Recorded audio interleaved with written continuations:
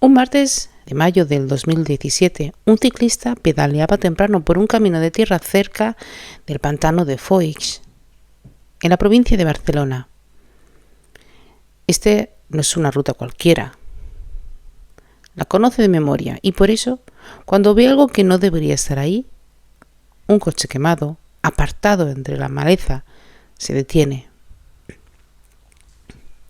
El hombre mira y no hay nadie alrededor. El coche es un Golf GTI, o lo que queda de él, y dentro, en el maletero, hay un cuerpo irreconocible y carbonizado. El ciclista, por supuesto, llama al 112. Esa llamada, hecha por una persona que ni siquiera formaba parte de la historia, es el principio del final de un secreto que 3 agentes de la Guardia Urbana de Barcelona llevaban meses guardando. O más exactamente, el principio del final de un triángulo amoroso que terminó de la peor manera posible. Esta historia es de Rosa Peral, Pedro Rodríguez y Albert López. Y de una noche de mayo que ninguno de los 3 pudo prever del todo, aunque 2 de ellos lo planearan. Bienvenidos a la mente del abismo.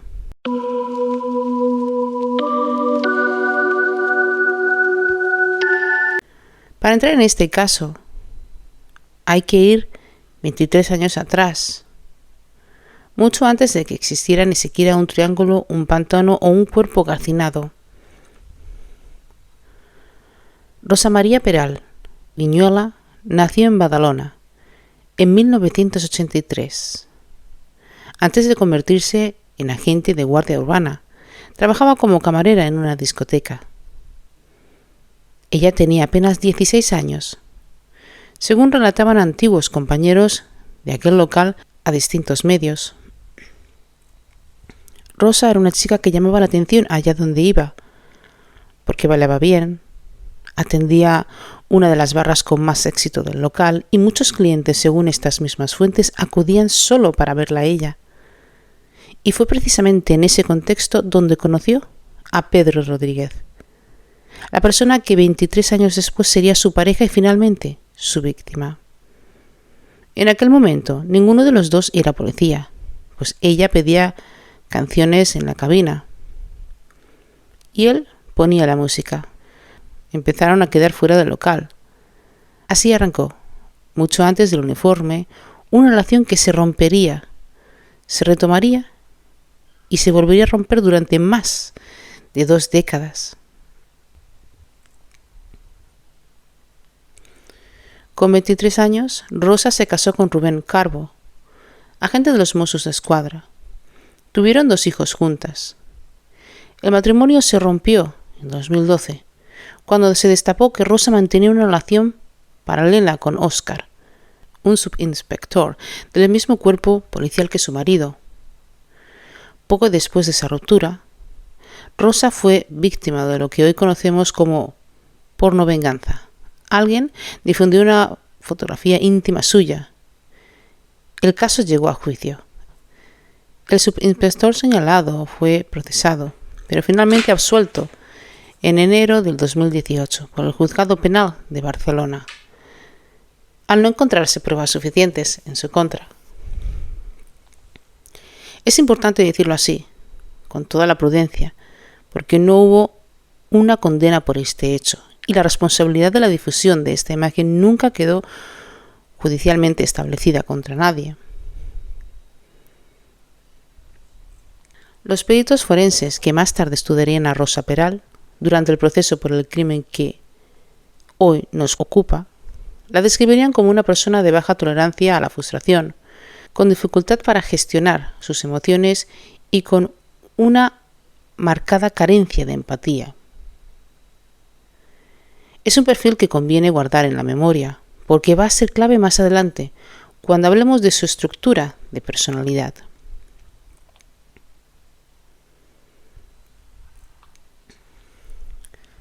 Rosa Peral entró a formar parte de la Guardia Urbana de Barcelona, y dentro de ese cuerpo coincidió de nuevo con 2 hombres que marcarían su destino: Pedro Rodríguez, aquel chico de la discoteca de su adolescencia, y Albert López Ferrer, con quien mantuvo una relación anterior, también agente y también de Badalona. Según su propio relato, ofrecido años después de la prisión en el documental Las cintas de Rosa Peral, Albert tenía expectativas de vida muy distintas a las suyas. Él no quería ni familia ni hijos, y ella, con 2 hijas pequeñas, no estaba dispuesta a construir un proyecto que no las incluyera. Es su versión, y lo traemos como tal. A Pedro, en cambio, lo reencontró en una salida en moto, otra de las aficiones que ambos compartían. Pedro tenía 38 años, estaba separado y, según distintas fuentes, no sabía, al menos al principio, que Rosa seguía casada con Rubén, ni que mantenía contacto con Albert. Empezaron a salir el verano del 2016 y poco después comenzaron a convivir en Vilanova de la Geltrú, apenas 10 kilómetros del lugar donde meses más tarde aparecía el cuerpo calcinado de Pedro. Pedro se implicó con las hijas de Rosa desde el principio, pues 2 meses antes del crimen la familia, Rosa, sus hijas y Pedro, se fue de viaje en la nieve. No lo consideró una persona violenta, llegó a decir Rosa sobre él. Me ayudaba, siempre estaba pendiente de mí. Pero la relación, corta y en apariencia estable de puertas afuera, se volvió tormentosa de puertas adentro. Los correos y los mensajes que ambos se cruzaban en los meses previos al crimen y que después se convertirían en la prueba judicial muestran a un Pedro que había descubierto que Rosa mantenía relaciones sexuales con Albert, su examante y compañero de cuerpo, y a partir de ahí, la relación se convierte en una negociación constante. Rosa intentando recuperar la confianza de Pedro, y Pedro advirtiéndole, según esos mismos mensajes, que tarde o temprano ella acabaría dejándolo. Los 3, además, cargaban con su propio pasado dentro del cuerpo policial. En los meses anteriores al crimen, Rosa había denunciado la pornoverganza que mencionamos antes. Albert López había participado en el 2014 en la detención en Montjuic de un vendedor ambulante que acabó falleciendo durante el proceso, un caso que hasta hoy sigue rodeando las versiones contradictorias y que no ha sido resuelto, con una atribución de responsabilidad penal clara. Y Pedro, en el momento de su muerte, estaba suspendido de empleo por haber agredido presuntamente a un motorista en carretera. 3 personas, 3 historiales complicados, un mismo cuerpo policial y un triángulo que se estaba cerrando cada vez más rápido.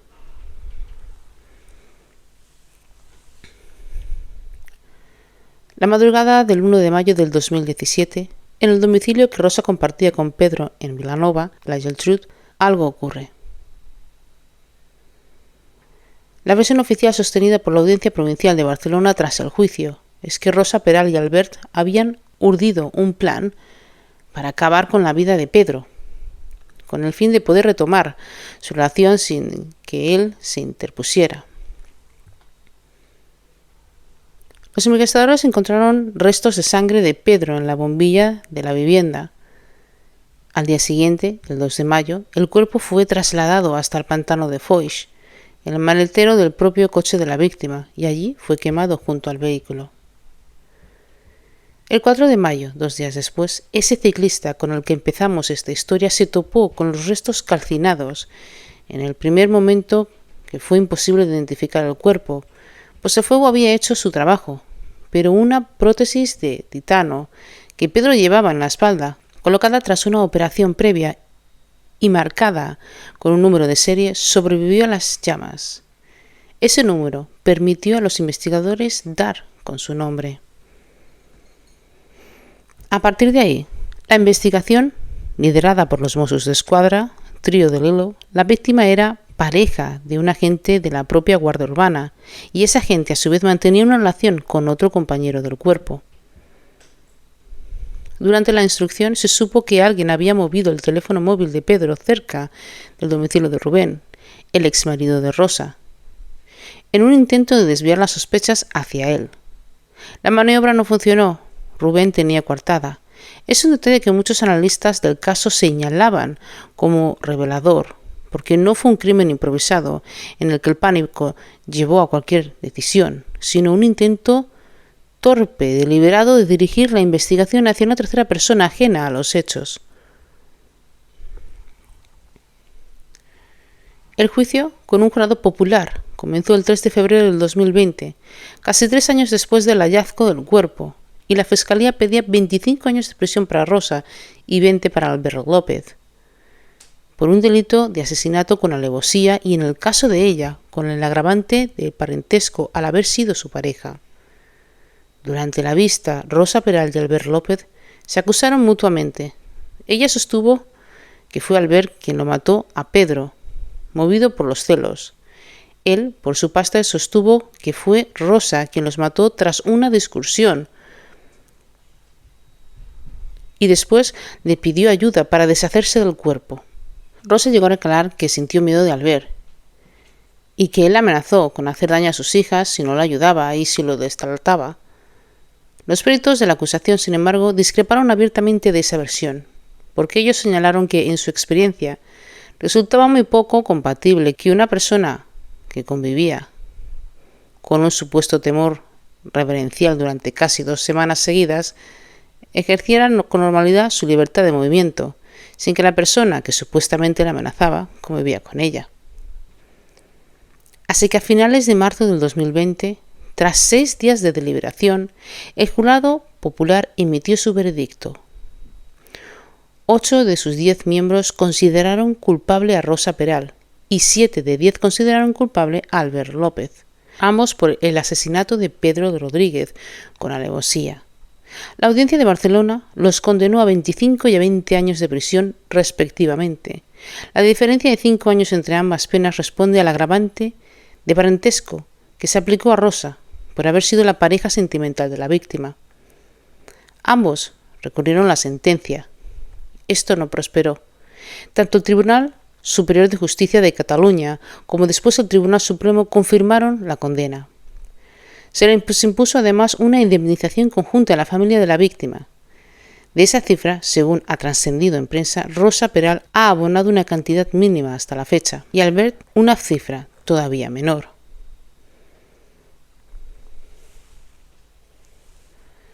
La historia de Rosa Peral no terminó con la sentencia, pues desde prisión ha concedido entrevistas, entre ellas un documental llamado Las cintas de Rosa Peral, en las que insiste en su inocencia y sigue señalando a Albert López como el responsable directo del asesinato. Él, por su parte, mantiene también su propia versión de la inocencia. En el 2022 se anunció que el caso se convertiría en una miniserie de ficción para Netflix, El cuerpo en llamas, protagonizada por Úrsula Corbero y Kim Jiménez. Rosa Peral intentó sin éxito por vía judicial frenar su estreno. La serie se convirtió en una de las más vistas en la plataforma en España tras su lanzamiento en septiembre del 2023. Según ha informado la prensa, la conducta de Rosa Peral dentro de la prisión ha generado varios traslados del centro penitenciario a lo largo de los años, vinculado a distintos episodios de conflictividad con las internas y con las funcionarias. Se trata de información pública por medios de comunicación y citamos como tal, con la prudencia que exige cualquier hecho ocurrido en el contexto penitenciario y no siempre verificable en su totalidad.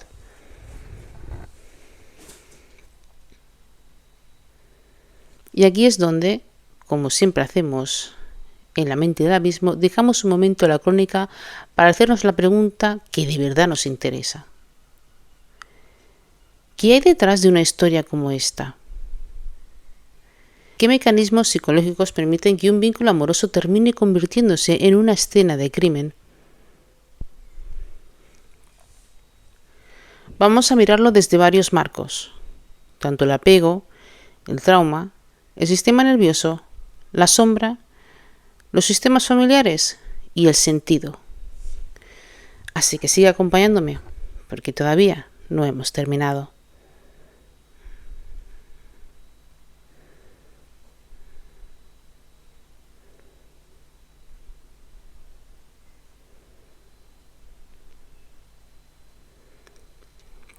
Antes de entrar en materia, quiero haceros una aclaración necesaria. Aquí no podemos diagnosticar a Rosa Peral, ni a nadie ajeno a este espacio, sin una evaluación clínica directa. Pero lo que sí podemos hacer, y es lo que vamos a hacer, es usar el caso ya juzgado y con sentencia firme como una ventana para entender patrones psicológicos que sí se ve en este acto y con mucha más frecuencia de lo que creemos en consultas y en la vida real, porque sí, también en las consultas donde yo hago y posiblemente otras personas que sean terapeutas también vean en consulta patrones como los que vamos a nombrar ahora mismo. El patrón número 1 es el apego y el vínculo. Como siempre os digo, John Bowlby nos enseñó que la forma en la que nos vinculamos de adultos es, en gran medida, un eco de cómo aprendimos a vincularnos desde niños. Este es un patrón de apego inseguro, especialmente el evitativo o el desorganizado. Suele generar personas que buscan intensidad y validación extrema constante además, pero que a la vez tienen mucha dificultad para tolerar la intimidad real y sostenida. Lo vemos en la propia trayectoria relacional que se describe en las fuentes sobre Rosa Peral. Estas relaciones que se solapan, que se rompen y que se retoman, y una necesidad aparente de tener siempre una alternativa emocional disponible. Esto no explica ni justifica el crimen, lo quiero dejar muy claro, pero sí nos habla de un estilo relacional basado en la triangulación como forma de regular la propia inseguridad afectiva de esta.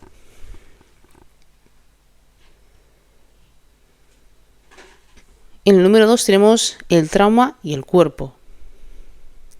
Van der Kolk insiste en que el trauma no vivido y no procesado no desaparece, pero sí se queda en el cuerpo y se repite en la conducta, y que muchas veces es una forma muy inconsciente en la que no podemos verlo.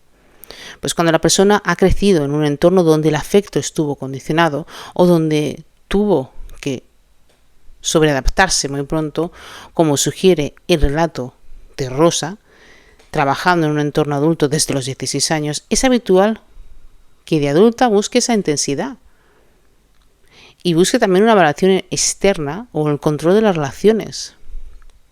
Esto es una forma de calmar una alarma interna que nunca se resolvió del todo. El tercero, el sistema nervioso y la seguridad. Porges nos recuerda que nuestro sistema nervioso está todo el tiempo evaluando, de forma inconsciente, si el entorno es seguro o es peligroso. Las personas que han vivido relaciones inestables durante mucho tiempo pueden desarrollar un sistema nervioso que interpreta la calma como sospecha y el drama o el conflicto como algo paradójicamente más conocido. ¿Y esto qué significa? Pues significa que se le hace más tolerable. Esto ayuda a entender por qué ciertas personas se sienten más cómodas en relaciones triangulares o inestables que con vínculos tranquilos y predecibles. Porque la calma, para un sistema nervioso desregulado, puede sentirse como un verdadero peligro. Y esto es lo que ella sentía, señores. El número 4. Hablemos de la sombra. Recordemos que Carl Gustav Jung hablaba de la sombra como esa parte de nosotros que no queremos ver ni mostrar y que solemos proyectar en los demás. En el juicio de este caso, tanto Rosa Peral como Albert López se acusaron mutuamente hasta el final, cada uno situando en el otro la responsabilidad última del crimen. Este es un patrón que psicológicamente resulta muy reconocible cuando no hay un espacio interno para sostener la propia responsabilidad, pues la sombra se proyecta por completo hacia afuera y el otro se convierte en el depositario de todo lo oscuro que uno no quiere integrar. En el número 5 tenemos nuestras lealtades y sistemas familiares. Y es que desde la mirada sistémica de Hellinger, los vínculos amorosos no ocurren en el vacío. Heredamos guiones relacionales de las familias de origen, incluidas las lealtades invisibles hacia patrones que vimos repetirse en casa.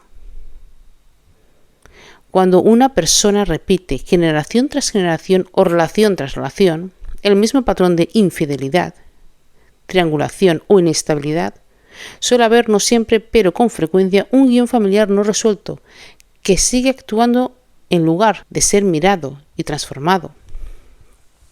El número 6. La búsqueda de sentido. Viktor Frankl nos recuerda que el ser humano necesita, por encima de todo, o de casi todo, encontrar un sentido a su existencia. Cuando ese sentido se busca exclusivamente a través de ser deseada, de ser el centro de la atención de varias personas a la vez, o de sentirse imprescindible en la vida de otros, se construye una identidad extremadamente frágil. Esto depende por completo de una mirada externa y una identidad que depende del exterior para sostenerse. Es, casi por definición, una identidad de crisis permanente. Y vayamos al número 7. Rasgos de personalidad, narcisismo y triangulación juntos. Distintos análisis públicos sobre el caso, incluyendo un trabajo académico centrado en el perfil psicológico de Rosa Peral, señalan la presencia de rasgos narcisistas, una necesidad constante de admiración y validación, escasa tolerancia a la frustración y dificultad para sostener relaciones estables, la triangulación amorosa, introducir sistemáticamente a una tercera persona en la propia vida sentimental puede funcionar en estas estructuras de personalidad como una forma de consolidar el propio poder de la relación, o sea, el poder relacional. Pues mientras haya varias personas disputándose el vínculo, la sensación de valor propio queda sostenida desde afuera.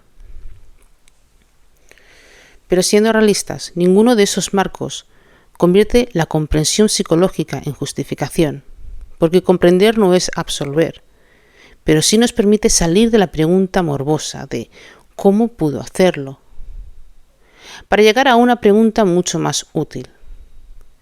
¿Qué patrones, si no se miran a tiempo, pueden llevar a una persona a un lugar así?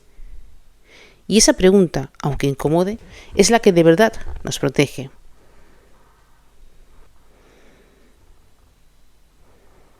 Si mientras escuchabas esta historia sentiste que algo te tocaba muy de cerca, el miedo a no ser suficiente, la necesidad, por ejemplo, de la vacilación constante, o tal vez los vínculos que van y vienen y te dejan agotada o agotado, o tal vez la dificultad para poner límites, quiero que sepas que hay un espacio para trabajar todo esto. Yo ofrezco sesiones de coaching terapéutico individual. Este espacio es confidencial para mirar de frente a tus patrones de apego, tus heridas y tus formas de vincularte y empezar a cambiarlas de verdad. Puedes reservar tus sesiones escribiéndome en la cajita y también yendo a mi bio, donde tenemos ahí el enlace. Quiero que sepas que tienes que cuidarte, amarte y respetarte incondicionalmente. Que la vida es mucho mejor cuando tú estás aquí. Que merece la pena que te des la oportunidad de ser tú misma, la persona que quieres ser, y no dejar que esas emociones que son tóxicas y que arrastras del pasado te coman y te hagan ser una persona, pues como ha podido pasar con esta chica. Es muy importante que entiendas que tu vida, solo tu vida, la puedes arreglar tú cuando arreglas tus emociones, y esto es un factor. Este proceso de los que yo te estoy hablando son procesos que te van a ayudar realmente, por lo menos, a estar más tranquilo, a tener un foco mejor y realmente, y sobre todo, a no dañarte a ti y a no hacer daño a los demás. Gracias por escucharme. Espero que estés bien donde estés. Y buenos días, tardes o noches, allá donde me estés escuchando. Cuídate.